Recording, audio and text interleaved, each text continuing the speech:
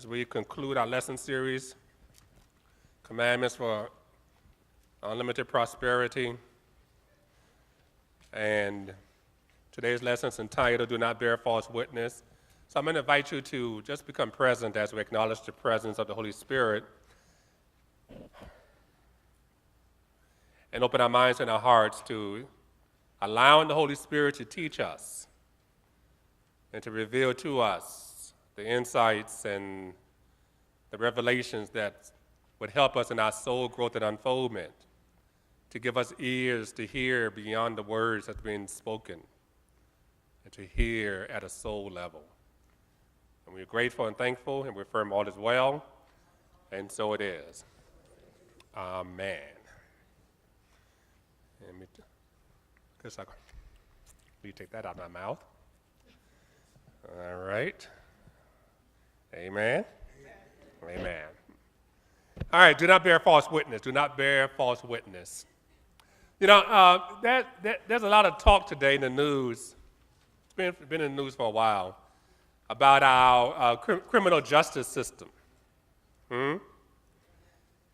Whether or not it's fair, whether or not it's fair to certain groups of individuals.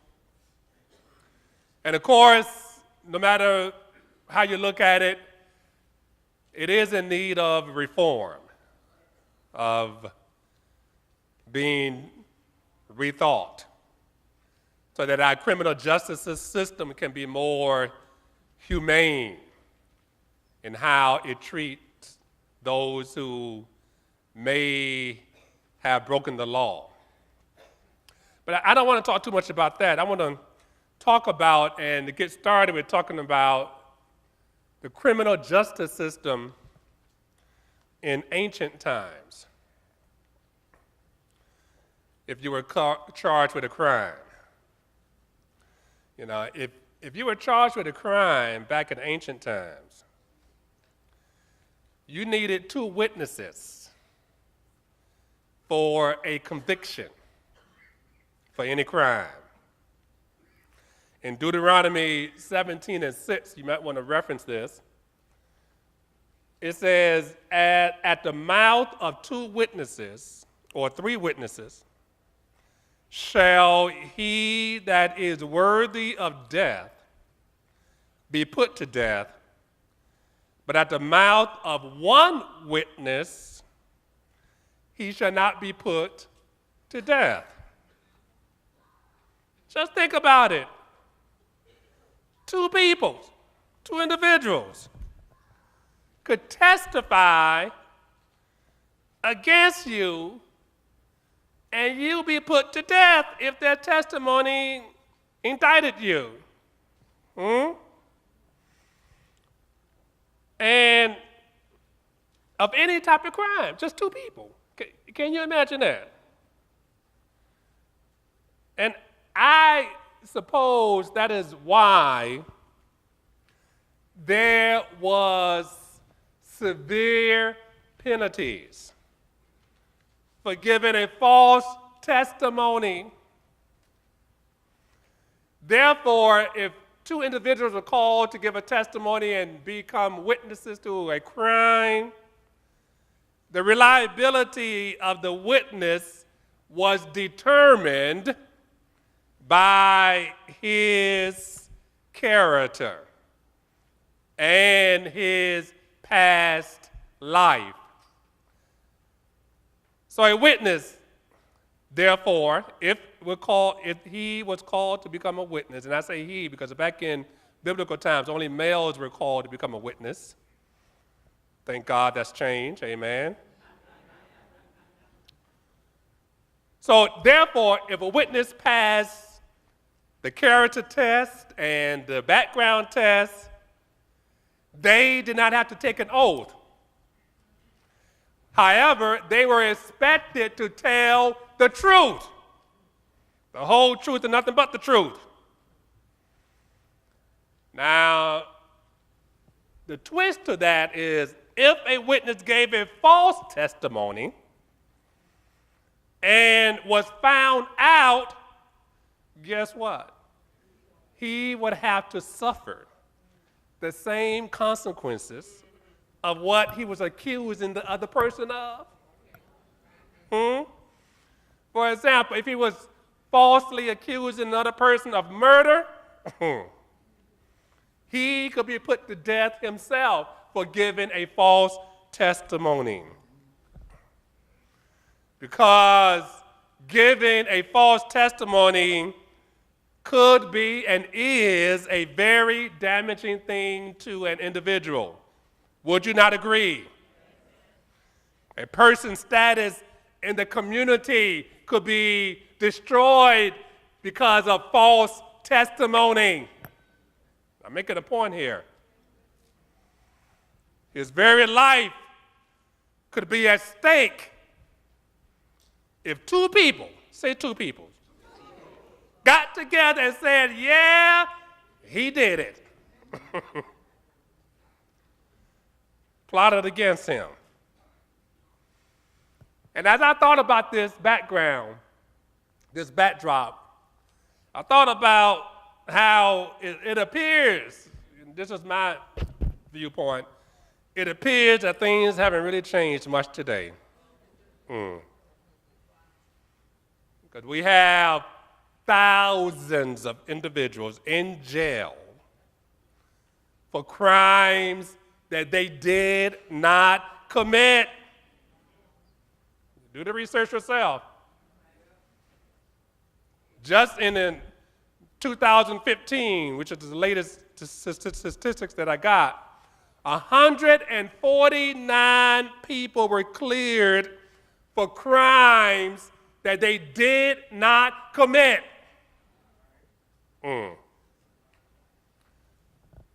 And I don't want to go too far down this rabbit hole, but also I got to mention untold individuals, thousands.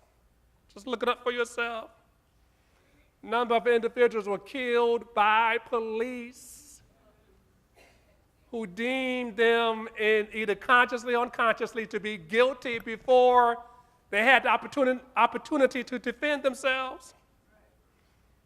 Work with me now. A person who witnessed a serious crime, and going back now to biblical times, was obligated to become not only the witness against the person, but they were obligated to become the person who also meted out the punishment.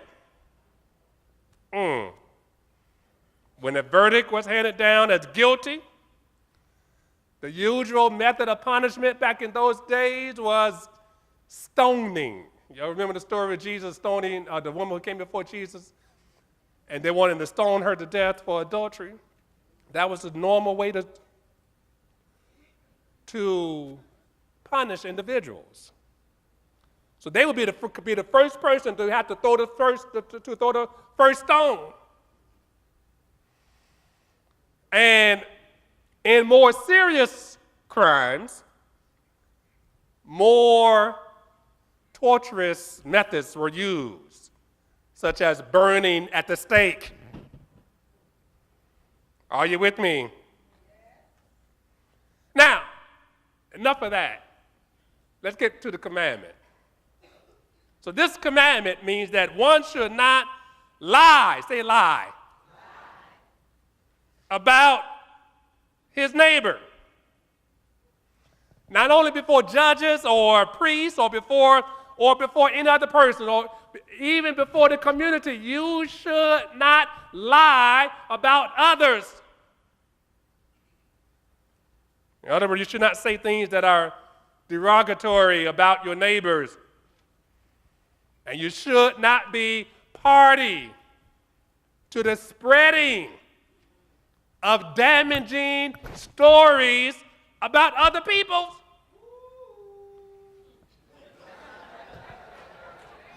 Like gossiping. Oh.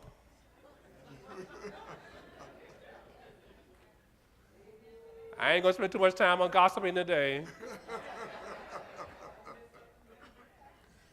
The main point is don't be party to spreading derogatory information about others. Right.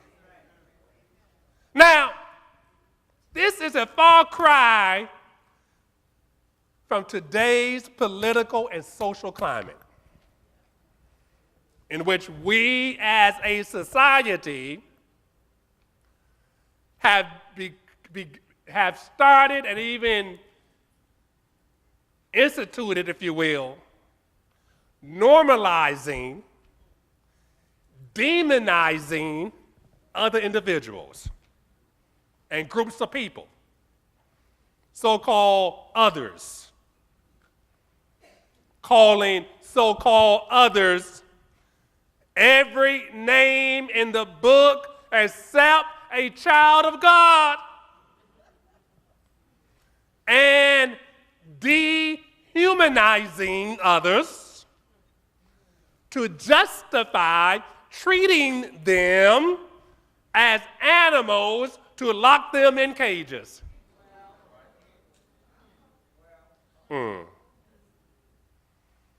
This is not making America great. Before, now, or after. And this is not the kind of world that I want to live in or give to my grandchildren.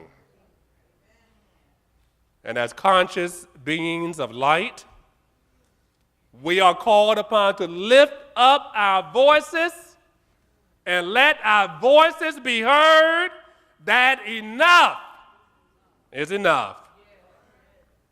Amen? So today, what we're talking about the ninth commandment: you shall not bear false witness against your neighbor. Affirm it to yourself. Touch your heart and say, I will not bear false witness against my neighbor. Now turn to somebody on your right or left and tell them, I will not bear false witness against you.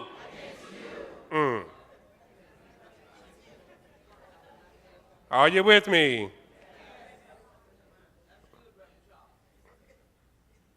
You know, there's a pledge that I say, but let me just get to my thesis before I say this pledge. Let's go to our thesis for today. Let's go to the thesis for today. Let's read the thesis together, please.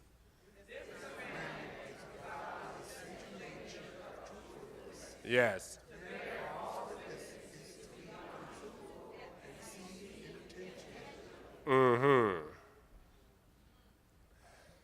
First slide after that, please. You know, there's a quote that I love.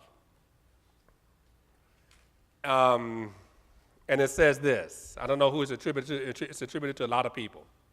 But it says, before you speak, ask yourself, if what you are going to say, is it true? Is it kind? Is it necessary? And is it helpful? If the answer is no to any of these, then maybe what you are about to say should be left unsaid. Another way to say it is by breaking the word up into an acronym: THINK. Is it true? Is it helpful? Is it inspiring? Is it necessary? Is it kind? If not, what? Think before you speak. Are you with me? The pledge that I say at least 2 or 3 times a week, I remind myself of this 2 or 3 times a week. I pledge to see the sacredness in others at all times, to refrain from using negative or insulting comments when describing anyone else, including sarcasm, snide remarks, criticism, and judgment, or making observations about others that would dismiss or diminish them rather than honor and inspire them. Refrain from indulging in gossip. Ask before speaking, will what I'm about to say really improve upon the silence? And not say anything that does not inspire. And remember the words of St. Francis, who said, always preach the gospel, and where necessary, use words.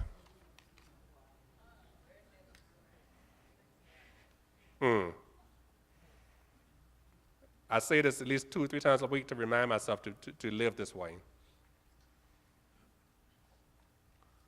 And I invite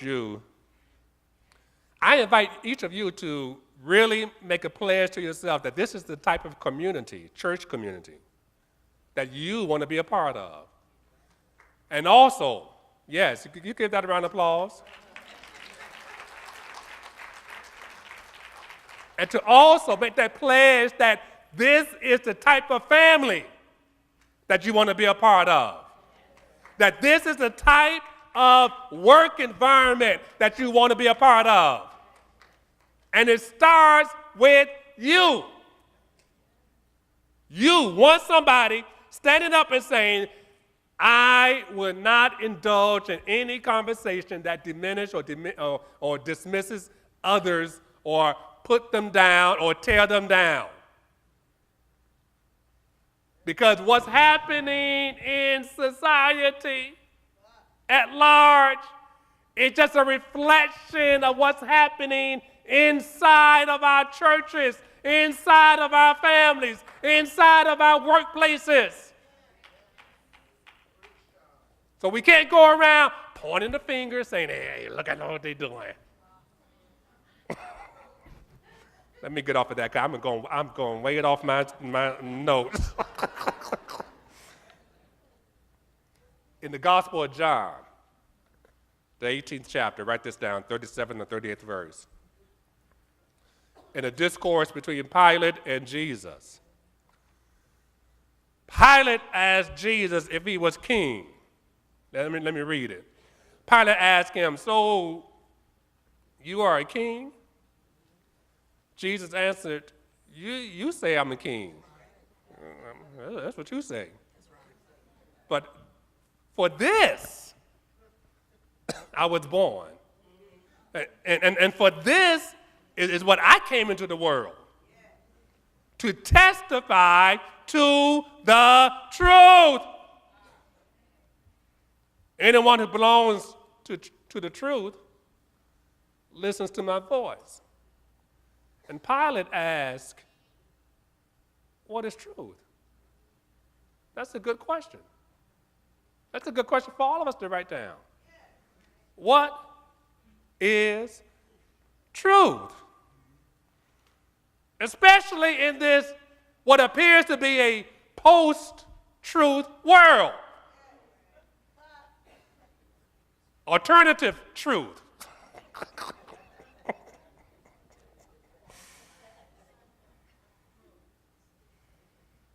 Jesus once said that the truth will set you free. And yes, it will.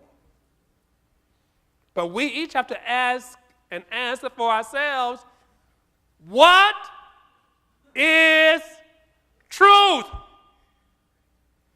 Now today I want to talk about truth in 2 ways. I want to talk about truth with a small t, truth, and I want to talk about truth, capital T, truth. Are you with me? You see, and this is just for you to consider. Truth is not simply facts. Poet Maya Angelou once said, there's a world of difference between truth and facts.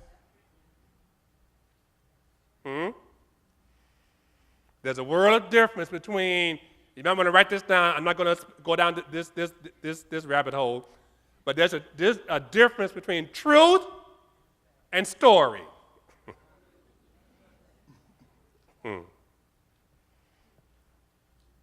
Sometimes facts can obscure truth. You see, for in truth, I'm talking about small t truth now, I'm working with small t truth. In truth, there is no deceit.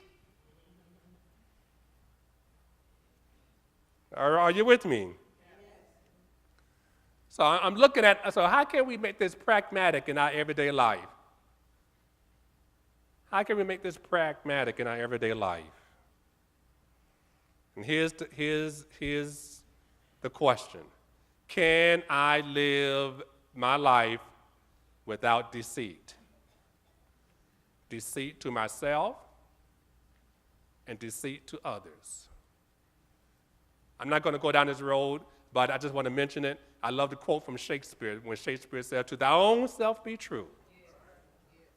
And as the night follows the day, you therefore cannot be false to any other man." Are you with me?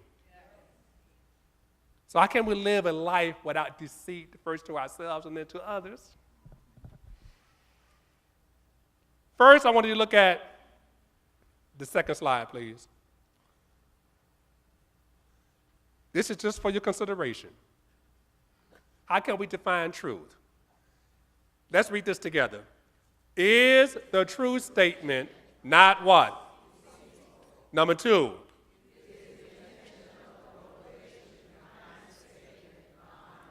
Mm-hmm. Mm-hmm. Mm-hmm. Is it not deceitful? Is the intention or the motivation behind the statement non-harming? Did you express it in such a way that it could be understood? And the fourth is what? Is it helpful? And this is just my suggestion for you to consider. If a statement fails to meet any of these standards, then you may want to reconsider whether or not what you're about to say is true or not. It may be a fact, but is it the truth? And the reason I say this is because we have somehow learned how to weaponize truth. You know how we weaponize truth? I told him what the truth was. Did you get that head roll?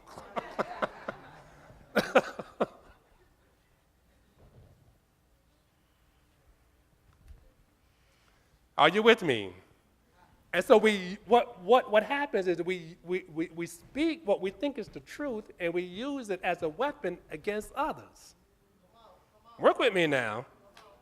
In other words, we use it as a weapon against others to either hurt them or to put them down. But we're doing it in the name of truth. Are you with me? First of all, let's look at, is it not deceitful? In other words, you didn't tell a lie, you weren't dishonest, and you weren't fraudulent in what you said.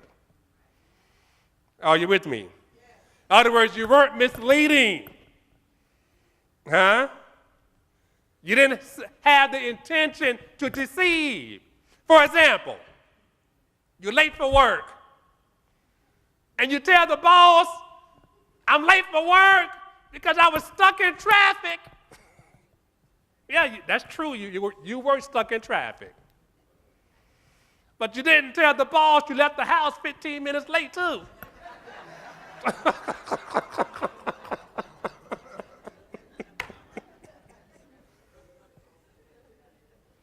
So sometimes we withhold, and withholding is telling a lie. Are you with me? Look, now, listen, y'all. I'm stepping on my toes too, okay? So don't. I'm working through this too, okay? I'm working through this too.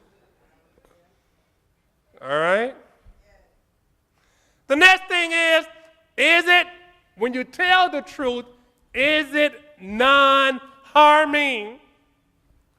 For example, you walk up to somebody and you tell them flat out, you got the biggest wart on your nose that I ever seen.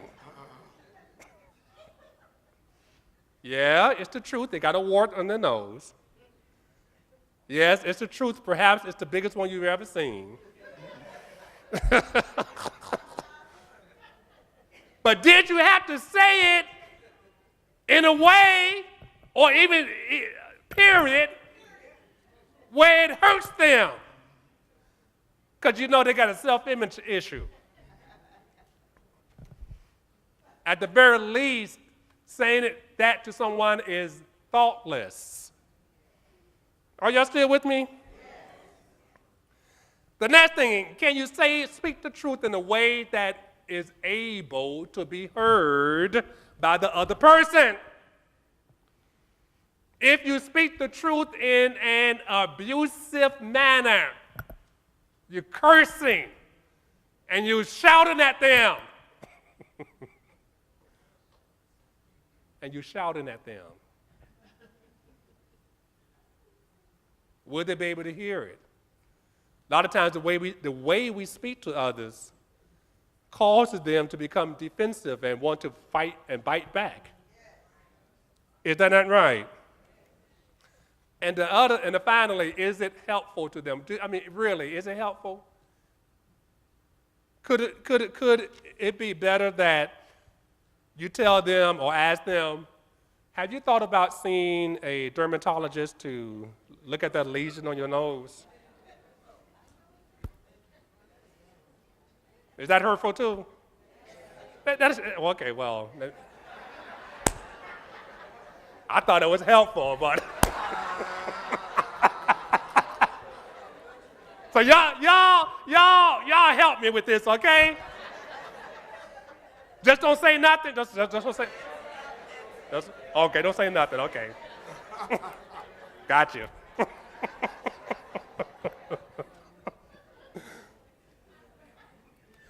But if you are ever faced with somebody who is abusive or shouting at you or putting you down, how do you deal with that? I love the quote from Michelle Obama when she says, when they aim low, you aim high. In other words, you keep the high ground. You keep it at a level where you are having conversations at a higher level. Are you with me? Let's go to point number 1. But you get my point, right?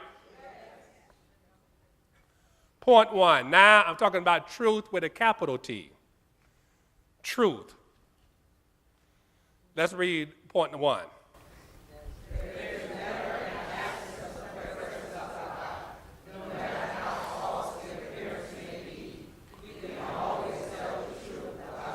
That's it. That's it. No matter what the appearances may be, the key with this commandment is we can always tell the truth about God. Now, if you don't know the definition of truth as we use it here, I'm going to write it down. Truth is the absolute. That which is absolute. That which is in alignment with God as principle. Principle. That which is or was, is, and will be. In other words, truth will always be truth. Principle will always be principle. Are you with me? Principle. What is principle as we define it? Principle is the foundation on which everything that is rests. It is the underlying plan of all creation. And here's the part that you might want to work with. It is the cause underlying all that is. Are you with me? So one thing that we do here, we teach that God is principle, the absolute. And principle, God as principle, write these three words down because they all go together, is omnipresent, omniscient, and omnipotent. Everywhere evenly present, all there is, and all the power there is. Are you with me? So here's the key when you're talking about God as principle. Principle is everywhere. This is key. So what do we mean by that? God as principle is available. Listen to me now. God as principle is available to everyone, everywhere, all the time. At the same time. Are you with me? For example, you got the principle of mathematics. 1 plus 1 would always be 2. I don't care if you live in America. I don't care if you live in Timbuktu. I don't care if you live on top of the world. I don't care if you live on Mars. 1 plus 1 equals 2 as a mathematic principle will always be. And it's available to everyone at all times at the same time. Same way with the principle of music. The principle of music is available to everyone at all times at the same time. Just because you use the principle of math or the principle of music does not take away from somebody else using that same principle to benefit their life, world, and affairs. Are you with me? So here we teach that there are 5 basic principles of God. Write this down. I'm tying this together now. Life, love, wisdom, what? Substance and power. So here's what I want you to get from this. There's never an absence of the presence. There's never an absence of the presence of God as principle. Are you with me? In other words, you can tap into God as principle at any time. You can tap into the principle of mathematics at any time. You can tap into the principle of music at any time. It's always available. Yes, that's right. Let me give you some examples. Love. Love as a principle. There's never an absence of love at any time. Are you with me? Yes. So stop going around saying because your boo is going out of your life that love is gone. There's no such thing. Love is always a presence. Why? Because love is a principle. Are you with me? Are you really with me? So here's the thing. We can always tell the truth about God. Because in God, there's never an absence. There's always a what? Presence. Work with me now. This is key. So the spiritual or the metaphysical interpretation of you shall not bear false witness against your neighbor is this. You shall not bear false witness against the source of your supply. Because God as source, God as principle is always available to you at all times. Touch your heart right now and say, I will not bear false witness against the source of my wealth. Work with me now. This is key. Let's go to point number 2.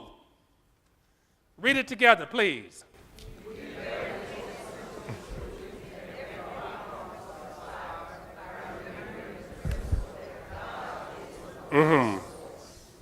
So we bear witness unto truth that in every problem of supply, by remembering what? The principle that what? Let's break it down some more. You see, we may be experiencing the appearance of lack of love, lack of health, lack of money, substance. But at all times, there's always the presence that's available for you to tap into. That you may be experiencing an absence of love, an absence of wealth. That may be your experience, but that is only an experience of the absence. That is not the truth of the presence. Catching me now? So your experience may be one of an absence of money. You may reach into your pocket and pull out nothing but lint. Like I just did right now. So you may think you were poor. Work with me now. But because God is a presence, not an absence, you are never poor. You may be broke. Work with me now. But you're not poor. Huh? There's a difference. Poor, saying you're poor, is saying that there is an absence of God here.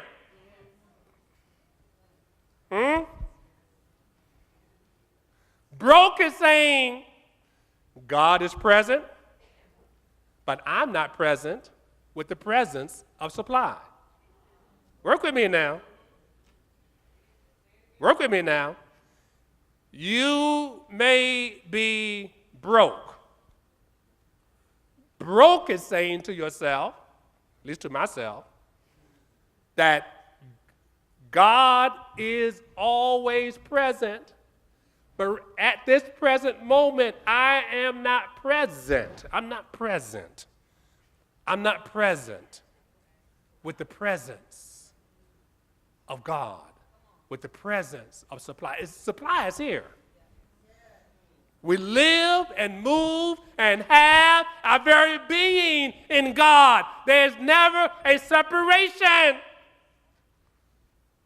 But the separation happens in consciousness. Work with me now. So I'm not present. I'm not present. I'm not in the present with the presence of supply right here, right now. Let me put it this way. Someone once said, I may be broke, but I'm never poor. Broke is a state, you want to work with this, it's a statement of your condition and your circumstances. Poor is a state of mind. Are you with me? Are you really with me? You see, every time we say, I'm poor, I'm poor, I'm poor, what we're really saying is that God is not here and you're bearing false witness against the presence of God. You see, in God's presence, and God's presence is present everywhere. In God's presence, there's the fullness of supply. In God's presence, there's the fullness of love. In God's presence, there's the fullness of peace. In God's presence, there's the fullness of health. Are you with me? Yes. But you got to tap into it. It's right here, right now. Every time we talk about poverty, as the truth, capital T truth now, work with me now, we are bearing false witness to God. But we are denying God's presence. And what we're saying is that there's an absence of God here. God is never absent. Are you with me?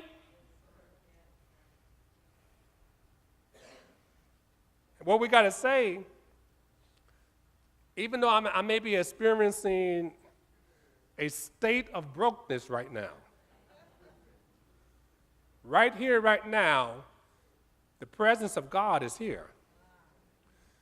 And you know, this is the way Johnny used to say it, Johnny Coleman. She used to tell us that you're only one idea away from becoming a millionaire. One idea away. We are swimming, we are impregnated with the possibilities, with the potentialities of spirit. I don't have it with me right here on me, but the digital age is here. And that phone that you carry in your wallet and play games on, somebody else right here, right now is thinking about, how can I monetize this phone and make money? You don't believe me? Where do you think Airbnb got the idea from? Where do you think Amazon got the idea from? Where do you think Uber got the idea from? Because the phone, that digital phone, made it all possible. Airbnb don't own a stitch of real estate. Uber don't own any cars. But somebody said, yeah, car, phone, people need ride. How can I connect people to cars that some of us just driving around doing nothing and make some money? Do you know Uber is just an idea? But let me tell you something. My father, back in the 60s and 70s, used to drive cab with his car. There's a group of them got together and said, let's start a cab stand. And they started driving people around in their car, but they didn't have a big enough consciousness. They only had it localized to the city of Chicago. In their neighborhood, yeah, the jitney service. Yeah, that's it. That's it. Using their own personal cars on the weekend to make money. My father did that. He did Uber before he was Uber.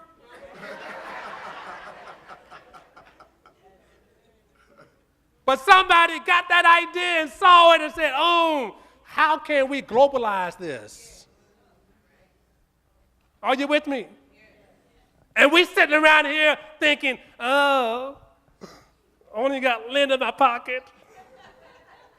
While somebody else is looking at that phone. I'm telling you now, that's the age we live in. They're looking at that phone and saying, what can I do with this phone to monetize a service or a product? Where did Amazon come from? Amazon would not be possible if it weren't for the digital phone. And now Jeff Bezos is the richest man in the world. Because all he did was connect merchants from all over the world with us consumers. Instead of being producers. That is what we talk about. This is how you make this practical. The ideas of God they're teeming, they're all around us. And this is why I say there's not an absence of God. There's just an absence in your mind.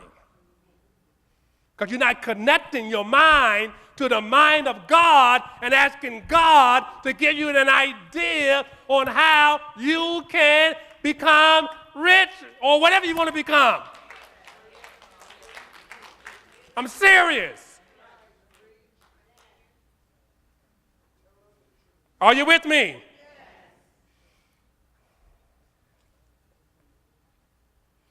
So when we bear witness to the truth of God's presence and power in our daily lives, we refuse to accept any appearance. And that's all it is.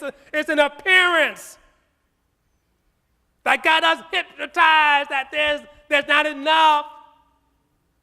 There's more than enough. Yeah. Somebody else I saw on CNN taking food waste that we just throw away and feeding people. You know those due dates on your products, on food? That's not true.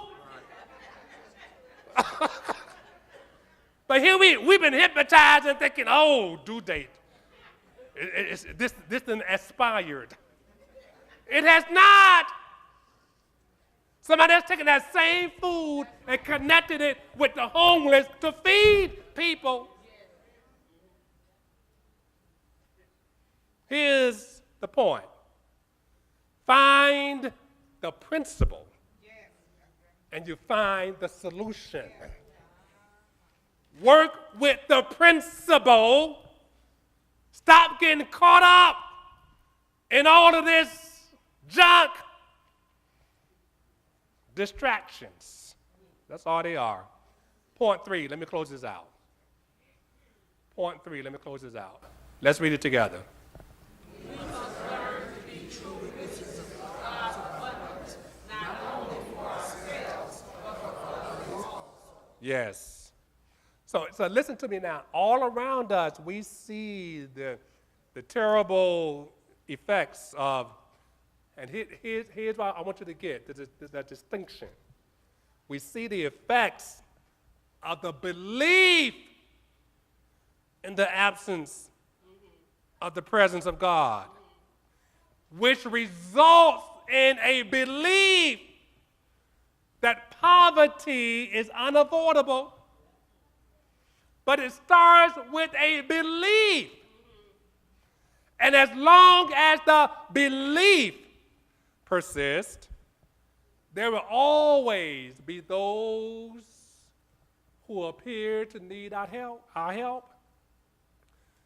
But that does not mean that we don't help them. Work with me now. To refuse to help others on the grounds that there's no such thing as poverty, but that there's no such thing as poverty in truth. Work with me now, in truth. And therefore to refuse to recognize the experience of those who are caught up in that belief, put ourselves in a class of people to whom it's been said that a little knowledge is a dangerous thing. Because we go around as good truth students, some of us. Well, you know, there's no such thing. There's no such thing as lack.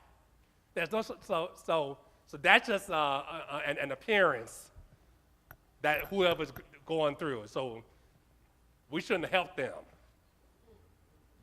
Work with me now. However, we need to have compassion. Yes. With true compassion and understanding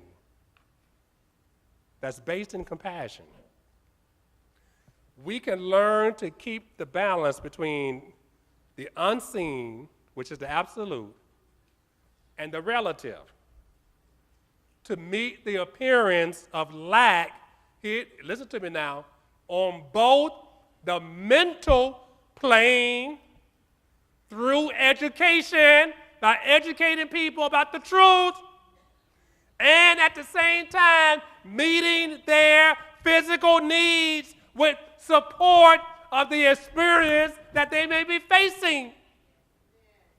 Are you with me?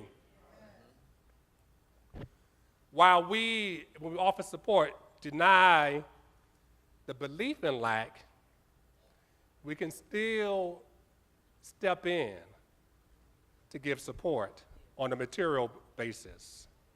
Are you with me? Yes. This is called mercy. Yes.